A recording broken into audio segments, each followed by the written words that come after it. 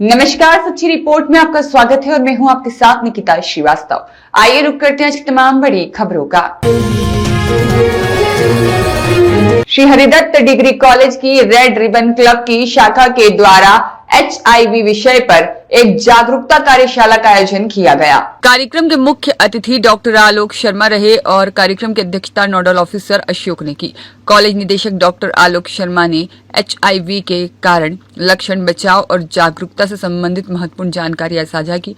उन्होंने विद्यार्थियों को बताया कि सही जानकारी और सावधानियों के माध्यम से इस बीमारी से बचाव संभव है और समाज में फैली भ्रांतियों को दूर करना आवश्यक है। इस कार्यशाला में राजेश्वरी, रेणुबाला, सुमित उपाध्याय, अर्जुन सिंह ने अपने विचार रखे। इस अवसर पर रेड रिबन क्लब के nodal officer Ashok, doctor Neeta Mathur, doctor Poonam Dikshit, doctor Rajkamal Diwakar, Vinod Awasthi और देवदत्त, राम मोहन, महेंद्र इत्यादि मौजूद रहे। वायरस कोई बड़ी बीमारी नहीं है, बल्कि अज्ञानता बड़ी बीमारी है।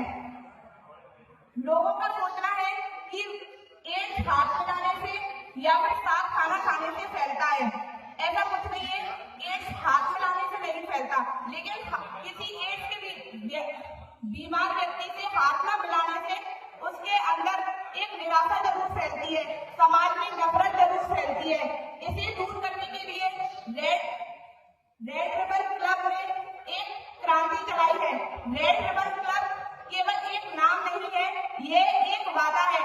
वादा ऐसे व्यक्तियों की केयर का जो HIV वायरस से ग्रसित है, अवेयरनेस का जो इसके प्रति अभी जागरूक नहीं है, और एक्शन का ऐसे युवाओं के लिए जो भविष्य में अपने भविष्य को सुरक्षित बना सकें।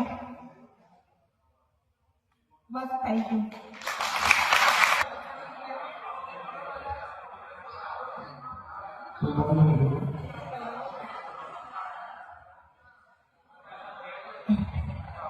Good morning, everyone. Some of you know me already. I'm Maniru. Myself, Sumit Upadhyay, from the April 30th. As you all know, the Red Ribbon Club hosted live street teaching workshop here. And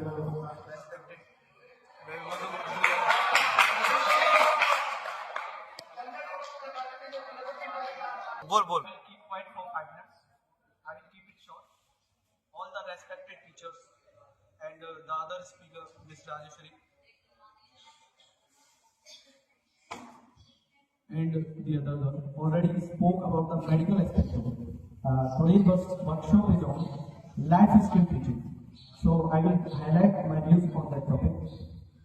And life skill, as you all know, in early human society, was just restricted to survival. But in today's world, it is more broader. So I will focus on that. For today's life skill teaching, you have to be confident. You have to boost your self-esteem to your personal growth. And it does not belong to anyone who are more superior or junior. It is same for everyone. You can boost your confidence, boost your self-esteem, and learn some practical skills like varied communication skills, varied speaking skills. And I would like to share it with my story. Like in the school, I was an introvert too, but after getting in college, getting some friends, and getting some exposure, I was very more of an outward person, and I got out of my introvert phase, and now I'm a person who will go present here. So I will like to admit that boost yourself, focus on yourself, aim high, set your goals, and achieve it. Thank you everyone. Red ribbon club की workshop में मैं अर्जुन सिंह हरियर से आपके सामने प्रस्तुत हूँ। आज जिस विषय पर हमारी शिक्षक Only this week उसी को होता है। जो व्यक्ति किसी भी समस्या से ग्रसित होता है, उस भय, उस पीड़ा, उस दर्द को वही समझ सकता है, कोई अन्य नहीं। जीवन में दो चीजें होती है साथियों, एक होते हैं सिद्धांत और एक होता है व्यवहार। सैद्धांतिक रूप में हम यहाँ इकट्ठे हुए और हम इस बात पर परिचर्चा कर रहे हैं कि कोई भी बीमार व्यक्ति है उसे हमें घृणा के भाव से नहीं देखना चाहिए, लेकिन ऐसा होता नहीं है।